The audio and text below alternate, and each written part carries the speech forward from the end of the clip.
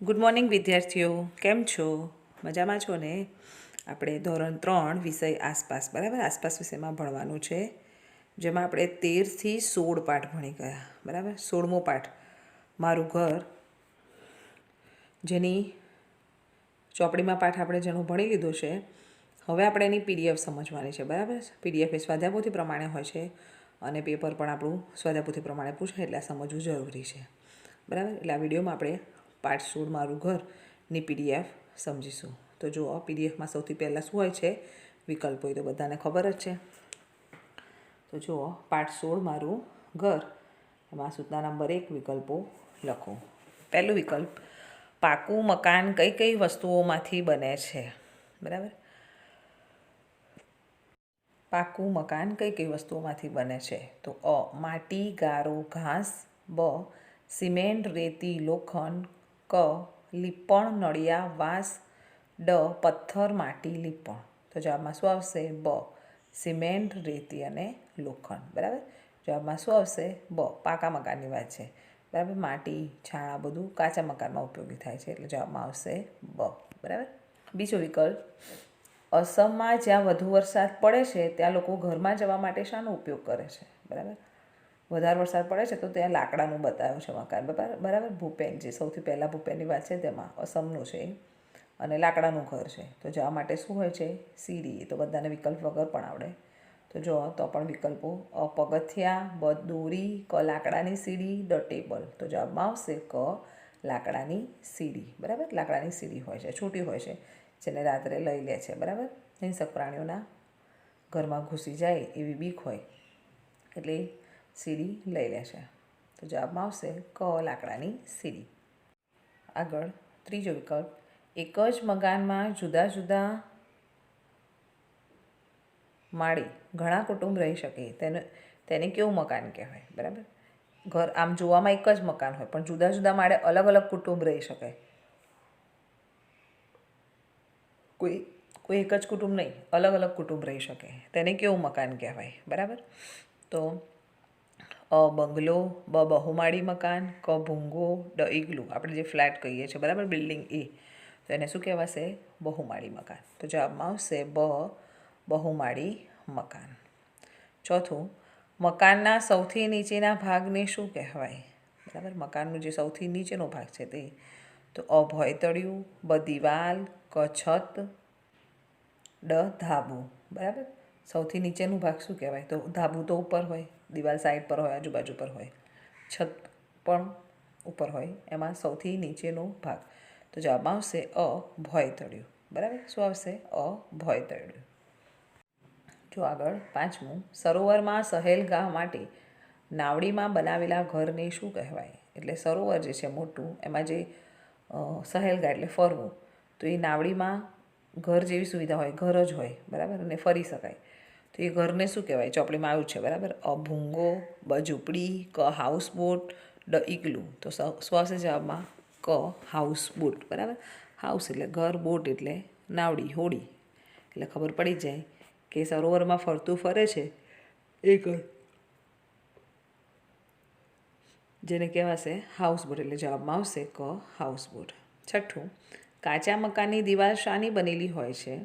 તો અ ઈંટો સિમેન્ટની, બ ડાળી પાંદડાની, ક વાંસના લાકડાની, ડ લીપણ માટીની. હવે કાચા મકાનની પૂછી છે. ઈંટો સિમેન્ટ તો પાકું હોય, બરાબર, એટલે સાવ કાચી હોય એટલે જવાબમાં આવશે ડ લીપણ માટીની. બરાબર. લીપણ માટીની દિવાલો કેવી હોય? કાચા મકાનની દિવાલો લીપણ અને માટીની બનેલી હોય છે. આગળ જુઓ સાતમું, ભારતના કયા રાજ્યમાં મોટાભાગના દિવસોમાં વરસાદ પડે છે? બરાબર.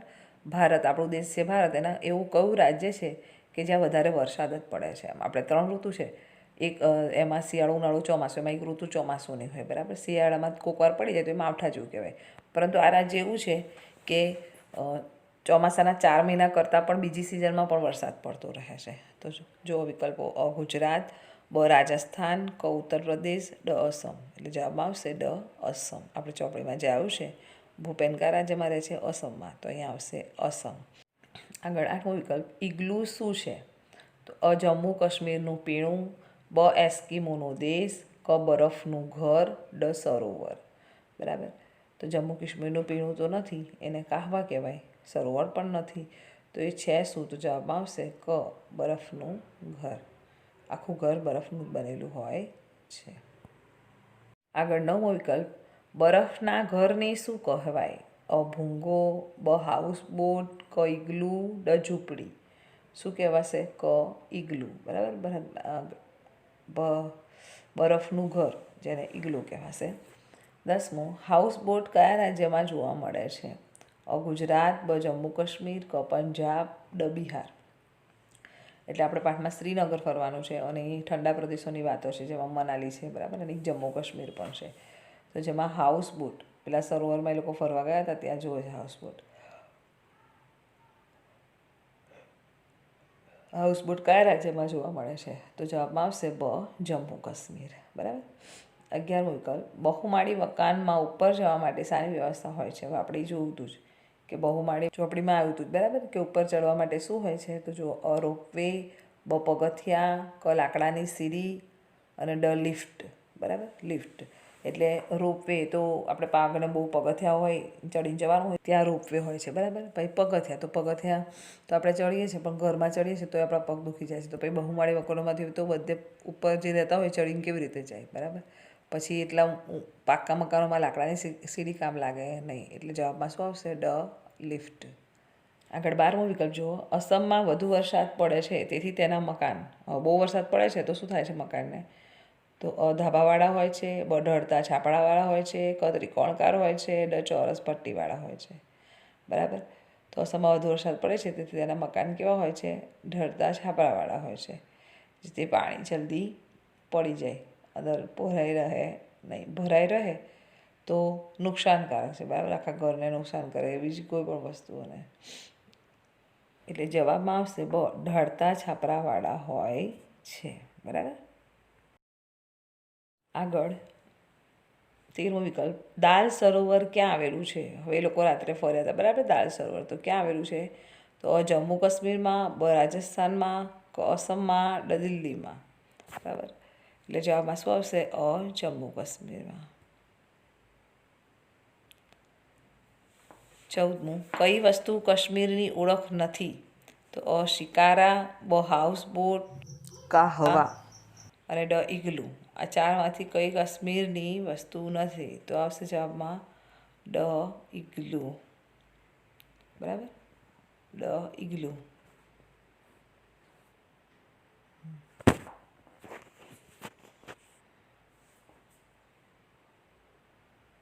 આગળ જુઓ, ખાલી જગ્યા પૂરો. બરાબર. ખાલી જગ્યા. પહેલી ખાલી જગ્યા, કચ્છમાં લોકો ઠંડી, ગરમી અને વરસાદથી બચવા માટે ખાલી જગ્યા નામનું મકાન બનાવે છે. કચ્છની વાત છે. બરાબર. તો ઠંડી, ગરમી અને વરસાદથી બચવા બધા મકાન બનાવે છે, પણ કચ્છમાં જે મકાન હોય છે એને શું કહેવાય? તો ખાલી જગ્યામાં આવશે ભૂંગો. બરાબર. ભૂંગો. બીજું, વધુ વરસાદવાળા વિસ્તારના મકાનો ખાલી જગ્યાના બનાવવામાં આવે છે. હવે વધુ વરસાદ પડતો હોય એ વિસ્તારમાં, તો આપણે જે ભૂપેનની વાત હતી એ, તો શું આવશે જવાબમાં? લાકડાના. બરાબર. લાકડાના. ત્રીજું, બરફના ઘરને ખાલી જગ્યા કહેવામાં આવે છે. હવે જે બરફનું ઘર હોય એને શું કહેવામાં આવે? તો જવાબમાં આવશે ઇગ્લુ. બરાબર. શું આવશે? ઇગ્લુ. આગળ ચોથી ખાલી જગ્યા, બદામ અને ઇલાયચી સાથેના કાશ્મીરના પીણાને ખાલી જગ્યા કહેવામાં આવે છે. જુઓ, ચોપડીમાં આપણે ભારપૂર્વક ભણ્યા હતા. અને જવાબમાં આવશે કાહવા. એ જે પીવાનું પીણું છે, પીણું એટલે પીવાની વસ્તુ. બરાબર. જે બદામ અને ઇલાયચીથી બને છે અને કાશ્મીરમાં પ્રખ્યાત છે, જેને શું કહેવામાં આવે છે? કાહવા. 5મું, બાળકોએ શ્રીનગરના ખાલી જગ્યામાં સહેલગાહ કરી. બરાબર. હવે જે કેમ્પમાં ભેગા થયા હતા એ બધા બાળકો સાંજે ફરવા જાય છે. બરાબર. તો કયા સરોવરમાં સહેલગાહ કરી? તો દાલ. એ સરોવરનું નામ શું હતું? દાલ સરોવરમાં સહેલગાહ કરી. 6, જ્યાં વધુ વરસાદ પડે છે તેવા વિસ્તારના મકાનોની છત ખાલી જગ્યા હોય છે. જ્યાં બહુ જ વરસાદ પડે છે તેવા વિસ્તારમાં છત કેવું પાણી નીચે પડી જાય એટલે ઢાળવાળી હોય છે. એટલે જવાબમાં શું આવશે? ઢાળવાળી. બરાબર. આગળ જુઓ, 7મી ખાલી જગ્યા, જે મકાનનું ભોંયતળિયું અને દિવાલ માટી લીપણ કે છાણનું બનેલું હોય તેને ખાલી જગ્યા મકાન કહેવાય, બરાબર. જે મકાનનું ભોંયતળિયું અને દિવાલ માટી લીપણ કે છાણની બનેલી હોય તેને કયું મકાન કહેવાય? તો કાચું, બરાબર. શું કહેવાશે? કાચું મકાન. માટીનું હોય એટલે કાચું મકાન. સિમેન્ટ રેતી બધાનો ઉપયોગ થયો હોય તો પાકું, એટલે આ જવાબમાં ખાલી જગ્યામાં આવશે કાચું. ત્યાર પછી જુઓ આગળ ખરા ખોટા છે, ખાલી જગ્યા પતિ. હવે જોઈએ ખરા ખોટા. આગળ પહેલું ખરું ખોટું, શહેરોમાં કાચા મકાનની સંખ્યા વધુ જોવા મળે છે. શહેરોમાં, બરાબર. ગામડામાં કાચા મકાન વધારે હોય એટલે શું આવશે જવાબમાં? ખોટું.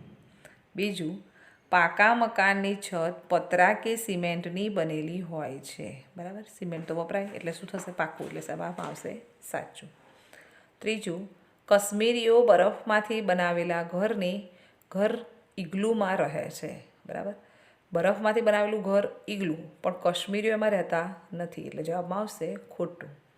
ચોથું, નાવડીમાં બનાવેલા ઘરને હાઉસબોટ કહે છે. હવે આ તો તમને યાદ રહી જ જાય, બરાબર, કે હાઉસબોટ નવાઈ પણ લાગે આપણને, તરતું રહેવાય એવું ઘર એમ. તો જવાબમાં શું આવશે? સાચું. પાંચમું, વધુ વરસાદવાળા વિસ્તારમાં લોકો ધાબાવાળા ઘરમાં રહે છે. હવે આ શું હતું? ભૂપેનને યાદ કરવાનું એટલે યાદ આવી જાય કે વધુ વરસાદ પડે તો કયું મકાન હતું? લાકડાનું મકાન હતું એટલે, બરાબર. અહીંયા ધાબાવાળા ઘરમાં લખ્યું છે એટલે જવાબમાં આવશે ખોટું, બરાબર. ત્યાર પછી ચમેલીમાં એ જ હતું. આગળ છઠ્ઠું ખરું ખોટું, બહુમાળી ઇમારતોમાં 5થી વધુ માળ પણ હોય છે. ફ્લેટ બિલ્ડિંગની વાત, બહુમાળી ઇમારત એટલે. તો શું આવશે? સાચું, કેમ કે લિફ્ટ ક્યારે હોય? 5થી વધારે હોય છે તો જ અંદર હોય છે, એટલે 5થી વધુ પણ માળ હોય તો જવાબમાં આવશે સાચું.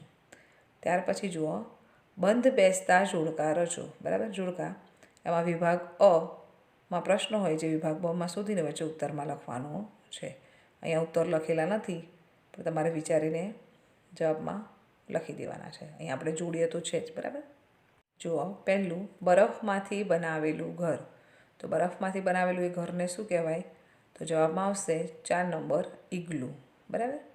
ત્યાર પછી બીજું, કાશ્મીરનું પીણું. કાશ્મીરના પીણાને શું કહેવાય? તો 3 નંબર આવશે કાહવા. ત્યાર પછી ત્રીજું, દાલ સરોવર. જવાબમાં આવશે શિકારા. ક્યાં હતું એમ દાલ સરોવર? તો શિકારા. ચોથું, વધુ માળવાળું મકાન.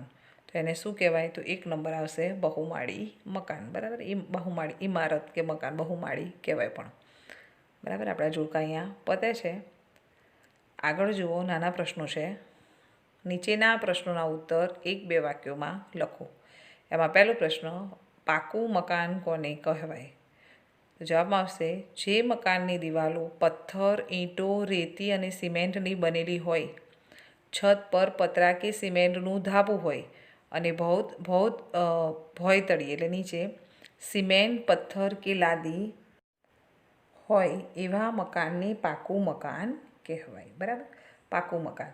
પાકું મકાન એટલે જેની દિવાલો પથ્થર, ઈંટો, રેતી, સિમેન્ટ, બરાબર, આવું બધું બન્યું હોય અને ભોંયતળીઓમાં પણ અત્યારના જમાનામાં તો ટાઇલ્સો, બરાબર, અને પાકું જે સામગ્રી બધી અંદર ઉપયોગમાં લેવાઈ હોય એ બધું, કે જેમાં ધાબુમાં પતરા સિમેન્ટનો ઉપયોગ થયો હોય, બરાબર. ભોંયતળિયામાં પણ સિમેન્ટ, પથ્થર, લાદી જે ટાઇલ્સ કહીએ છીએ એ બધાનો જ ઉપયોગ થયો હોય અને મકાન બનેલું હોય એવા મકાનને પાકું મકાન કહેવાય.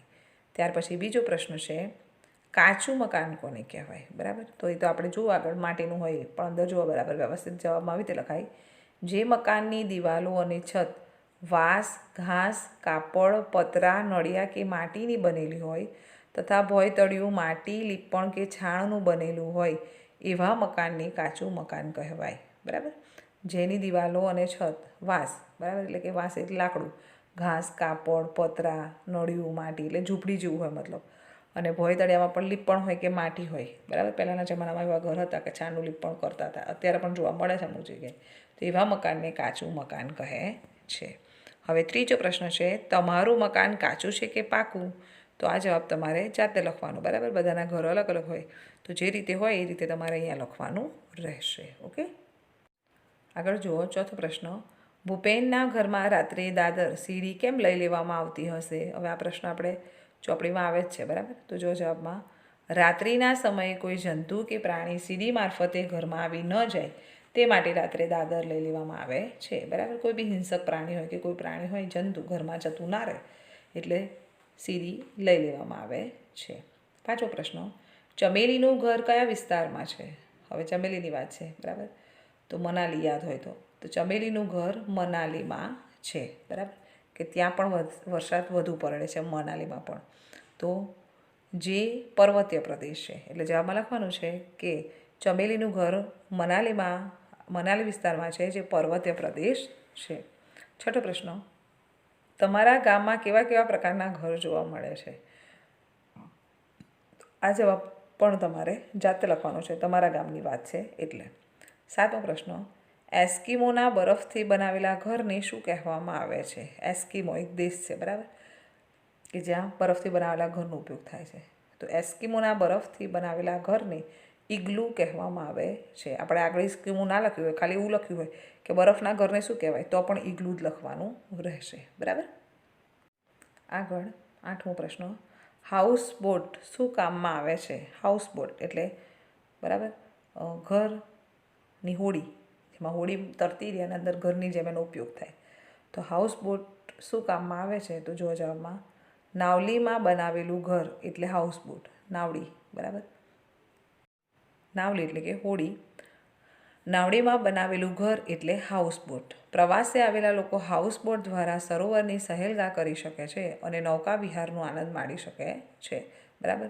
કોઈ બી એ હાઉસબોટમાં મુસાફરી મતલબ કરી શકાય કે આખા સરોવરને અંદર સહેલગા એટલે કે ફરી શકાય એ હાઉસબોટમાં બેસીને, અને નૌકા વિહાર એટલે કે હોડી દ્વારા આપણે એમાં ફરી શકીએ, બરાબર. આખું સરોવર સરસ રીતે જોઈ શકીએ અને ઘર જેવું જ તેમાં બધી સુવિધા હોય એટલે સારી રીતે નૌકા વિહાર, બરાબર. નૌકા એટલે હોડી અને વિહાર એટલે ફરવું, એટલે હોડીમાં બેસીને ફરી શકીએ, બરાબર.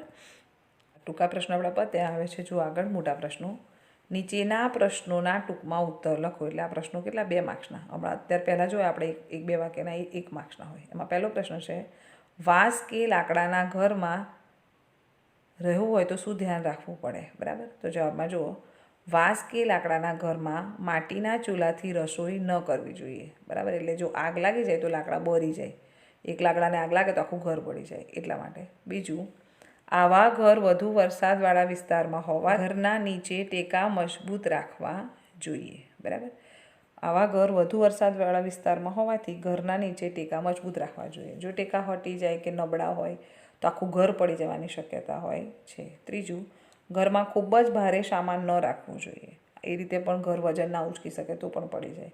ચોથું, વધુ વરસાદ અને વાવાઝોડું હોય, તોફાન હોય તો ઘરને નુકસાન થઈ શકે છે, બરાબર. વધારે વરસાદ હોય તો વાવાઝોડું આવે તો પણ લાકડું હલી જાય તો આખું ઘર પડવાની શક્યતા હોય એટલે એ રીતે નુકસાન થઈ શકે છે, બરાબર. 5મું, ઘણીવાર વધુ વરસાદ હોય તો ઘરની નીચે પણ ઉતરી શકાય નહીં, બરાબર. બહુ જ વરસાદ હોય તો ઘરની નીચે ઉતરી શકાય નહીં અને અનાજ પાણી ખૂટી પણ જાય, બરાબર. એટલે ઘરમાં બધું ભરેલું રાખવું પડે. વધારે વરસાદ હોય તો નીચે ના ઉતરી શકાય, બજારમાં ના જવાય એટલે સામાન પણ ઘરમાં રાખવો જોઈએ, એમ ખૂટી પણ જાય એવું બને. આથી ઘરમાં પૂરતા અનાજ પાણીની વ્યવસ્થા રાખવી પડે. 6ઠું, ઘરમાં આવવા અને બહાર જવા દાદર હોય છે.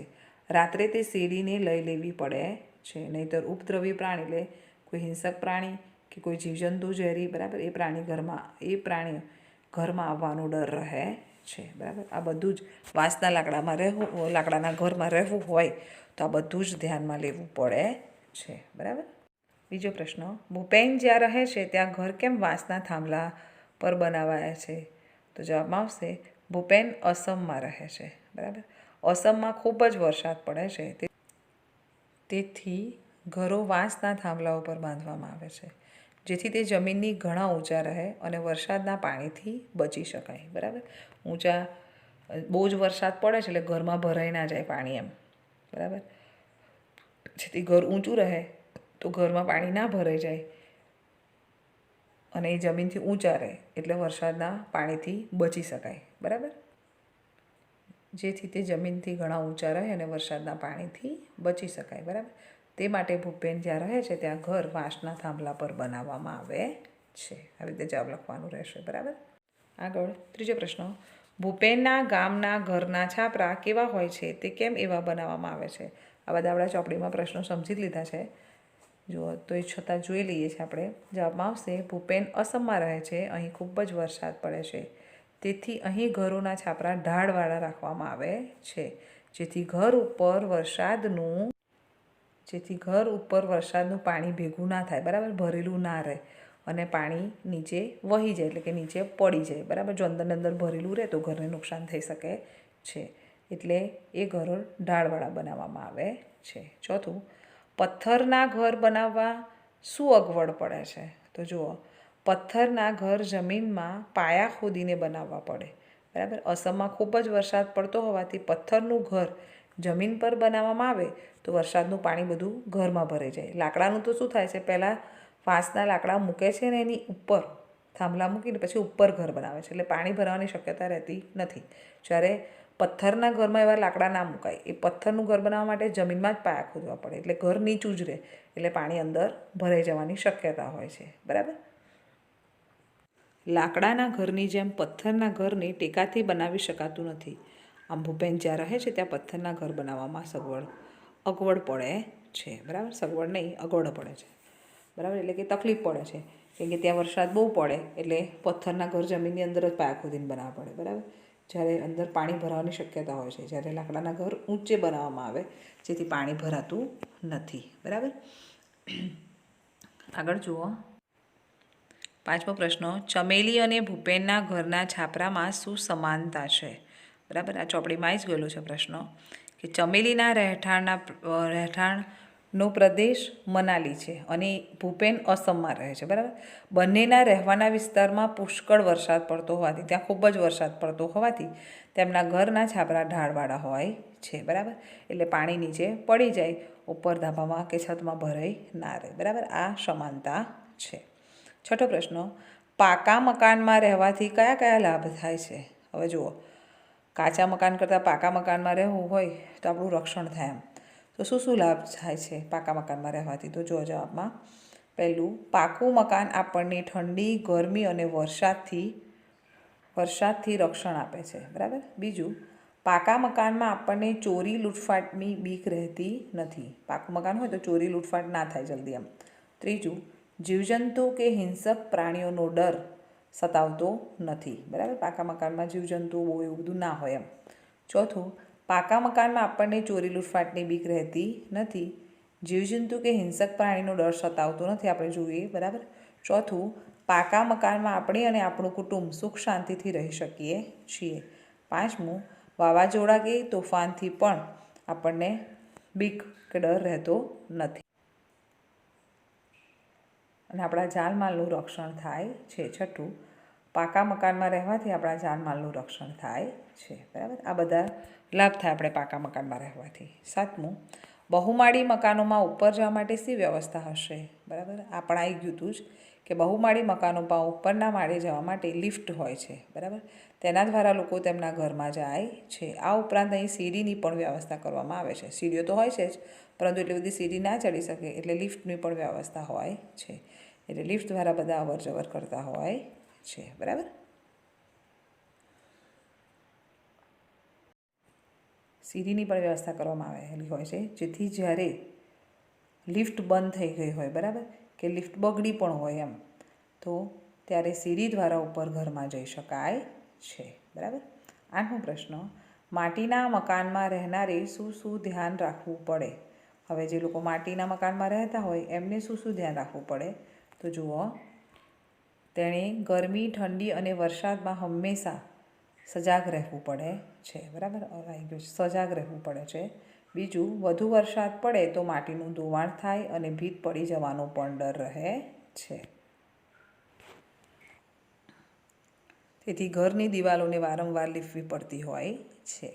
ત્રીજું, માટીના મકાનમાં જીવજંતુ કે હિંસક પ્રાણીનો ડર રહે છે, બરાબર. માટીમાં આવા પ્રાણીઓ જીવજંતુ ભરાઈ રહે એમ. ચોથું, વધુ વરસાદ કે વાવાઝોડાથી માટીના મકાનને નુકસાન થવાનો ડર રહે છે, બરાબર. બહુ વરસાદ પડે તો માટી ઓગળી પણ જાય. 5મું, ચોરી કે લૂંટફાટ પણ સરળતાથી થઈ શકે છે, તેથી જાગૃત રહેવું પડે છે, બરાબર. માટીના મકાનમાં બધા જ બધી જ રીતે આપણને ડર હોય છે, બરાબર. વધુ વરસાદ પડે તો માટી ઓગળતી હોય તો પણ ઘરમાં તકલીફ પડે, અને અંદર જીવજંતુ ભરાઈ રહેવાનો પણ ડર રહે. ચોરી જેવું થઈ શકે છે જો માટીના ઘરને પાડી નાખવામાં આવે તો પડી જાય. એ રીતે ચોરી લૂંટફાટનો પણ ડર રહે છે. આગળ જુઓ 9મો પ્રશ્ન. હાઉસબોટ બીજા મકાનોથી કેવી રીતે અલગ છે? હાઉસબોટ, હાઉસ બરાબર, હોડી એમ ઘરની પાણીમાં તરતી હતી, તો કેવી રીતે અલગ છે? તો જુઓ, હાઉસબોટ પાણીમાં તરતી રહે છે જ્યારે બીજા મકાનો જમીન પર બાંધેલા હોવાથી એક જ જગ્યાએ સ્થિર હોય છે. આ રીતે હાઉસબોટ બીજા મકાનોથી અલગ પડે છે. એકદમ સહેલો જવાબ, બરાબર. હાઉસબોટ એ કેવું છે? હાઉસબોટ છે, હોડી છે, એટલે પાણીમાં તરવાની જ છે, બરાબર. અને એક બાજુ આપણને ઘર મળી જાય એવું હોય છે અંદર. તો એ હાઉસબોટ શું કહેવાય કે પાણીમાં તરતું રહે છે અને આપણને ફરવાની મજા આવે છે. જ્યારે આપણે જે રહે છે બધા મકાનો શું હોય? જમીન પર બાંધેલા હોવાથી એક જગ્યાએથી બીજી જગ્યાએ જઈ શકતા નથી, એ સ્થિર હોય છે, બરાબર. આ રીતે હાઉસબોટ બીજા મકાનોથી અલગ પડે છે, બરાબર. હવે 10મો પ્રશ્ન જુઓ. શું તમને હાઉસબોટ જેવા ઘરમાં રહેવું ગમે? કેમ? તો આ જવાબ તમારે તમારી જાતે લખવાનું વિચારીને. પણ જો આવું કદાચ હોઈ શકે એમ આ જવાબમાં આવે, પણ તમે તમારા વિચારો અંદર લખવાના રહેશે. હા, મને એવા ઘરમાં રહેવું ગમે કારણ કે મને હાઉસબોટમાં સવારી કરવાની ખૂબ જ મજા આવે છે. હાઉસબોટમાં બેસી સરોવરમાં ફરવાનું તથા માછલીઓને જોવાની પણ મજા આવે, બરાબર. જો તમને આવું ઘર ગમતું હોય તો તમારે લખવાનું કે કેમ ગમે, અને હા ગમે, ના ગમતું હોય તો ના ગમે. એ રીતે તમારે આ જવાબ લખવાનો રહેશે. 11મો પ્રશ્ન. જે લોકોને ઘર ન હોય તેઓને શું તકલીફ પડતી હશે? એમ કે શું મુશ્કેલી પડતી હોય, બરાબર. તો જવાબમાં જુઓ, જે લોકોને ઘર ન હોય તેમને ખુલ્લામાં રહેવું પડે છે. ઠંડી, ગરમી અને વરસાદની ઋતુમાં તેમને ઘણી મુશ્કેલીઓ પડે છે. તેઓ તેમની માલ મિલકતની, શરીરની તેમજ સામાનની સંભાળ રાખી શકે નહીં, બરાબર. રોડ પર રખડતા હોય તો કેટલું સામાન જોડે લઈને ફરે, બરાબર. એટલે એમની જોડે બહુ સામાન રાખી જ ના શકાય. એમનું માલ સામાન સચવાય નહીં, બરાબર. ઠંડીથી, ગરમીથી, વરસાદથી, આ બધી જ ઋતુમાં એમનું તકલીફ પડે, એમને મુશ્કેલી પડે, એમનું રક્ષણ થાય નહીં, બરાબર. અને એમને રોડ પર રખડતા રહેવું પડે, બહાર ખુલ્લામાં જ ઊંઘવું પડે. આ બધી તકલીફો પડે, બરાબર. હવે 12મો પ્રશ્ન જુઓ. શહેરોમાં બહુમાળી મકાન શા માટે બાંધવામાં આવે છે? શહેરોમાં મોટા મોટા મકાન કેમ બાંધવામાં આવે છે? બહુમાળી મકાન, બરાબર. તો જવાબમાં જુઓ, શહેરોમાં વસ્તી વધારે હોય છે અને વસવાટની જગ્યા ઓછી હોય છે, બરાબર. બહુ જ ઘણા લોકો રહેતા હોય અને જગ્યા ઓછી છે, એટલે શું થાય કે એક ઘરની ઉપર બીજું ઘર, બીજા ઘરની ઉપર ત્રીજું ઘર, એટલે જગ્યા વધારે જોઈએ નહીં અને ઉપરને ઉપર ઘર બાંધી દેવાય અને પછી એ રીતે બધા રહી શકે, બરાબર. વસવાટની જગ્યા ઓછી હોય છે. બહુમાળી મકાન બાંધવાથી એક જ પ્લોટમાં 12 થી 16 કે તેથી વધુ કુટુંબ રહી શકે છે, બરાબર. બહુમાળી મકાન હોય, એકના ઉપર એક મકાન બાંધેલું હોય એટલે બીજા પ્લોટની જરૂર ના પડે. એક જ પ્લોટમાં ઉપરને ઉપર બધા વધારે રહી શકે છે. શહેરોમાં વસ્તી વધારે હોય અને ઘરની જગ્યા મળે નહીં, જગ્યા ઓછી હોય, એટલે આ રીતે બહુમાળી મકાનો બાંધવામાં આવે છે, બરાબર. 13મો પ્રશ્ન.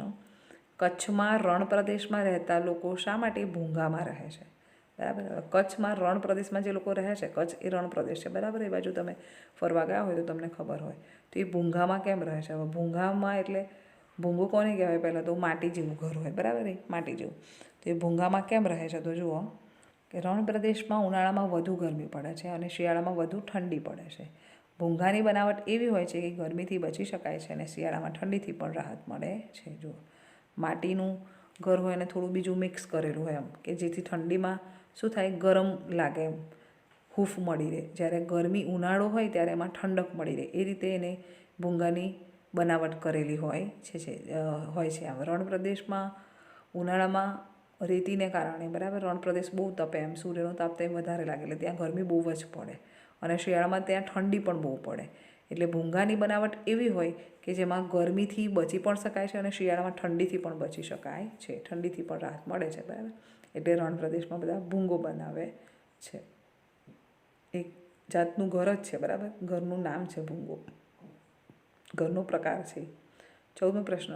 આપણને મકાનની જરૂર શા માટે પડે છે? હવે આ જવાબ તો બધાને આમ તો આવડે જ, બરાબર. આપણને મકાનની જરૂર શા માટે પડે છે? જો મકાન ના હોય તો આપણને કેટલી બધી તકલીફ પડે, બરાબર. બધાને જ મકાનની જરૂર હોય છે. મકાન દ્વારા જ આપણું રક્ષણ થઈ શકે છે. તો જો જવાબમાં આ રીતે લખવાનું છે કે મકાન એ માણસનો વિસામો છે, બરાબર. એટલે ગમે તે જાય પણ છેલ્લે એનો આશરો શું છે? મકાન, ઘર એનું. મકાન ન હોય તો વ્યક્તિને કે કુટુંબને રહેવાની, સૂવાની, ખાવા પીવાની, ઘર વખરીને સાચવવાની, ઘર વખરી એટલે ઘરનો સામાન, એ બધી સાચવવાની બધી જ મુશ્કેલી પડે, બરાબર. એટલે અગવડો પડે છે. વ્યક્તિ મકાન હોવાથી ગરમી, ઠંડી અને વરસાદ સામે રક્ષણ મેળવી શકે છે. તેમજ માલ મિલકતની સલામતી રહે છે. તેથી આપણને મકાનની જરૂર પડે છે, બરાબર. આપણે ગરમી, ઠંડી અને વરસાદથી બચી શકીએ. આપણું માલ મિલકત, આપણો જે સામાન છે આપણે ઘરમાં સારી રીતે મૂકવી શકીએ. નહીં તો એ બધું આપણે સાચવવું તકલીફ પડી જાય, બરાબર. સૂવાની, રહેવાની, ખાવા પીવાની બધાની તકલીફો પડી શકે. આ બધાની જરૂરિયાત હોવાથી આપણે મકાનની જરૂર પડે છે. ઓકે, સમજ પડી જ ગઈ હશે. આપણો પાઠ અહીંયા પતે છે. ના ખબર પડે તો તમારે ઓનલાઈન ક્લાસમાં પૂછી જોવાનું. જે પ્રશ્નમાં કે એમ તમને કોઈ પ્રશ્ન હોય, ના ખબર પડી હોય તો તમે પૂછી શકો છો, બરાબર. આ પાઠમાં પ્રશ્નો વધારે છે જે તમારે તૈયારી કરતા રહેવાનું છે લખીને, બરાબર. Okay, bye, thank you.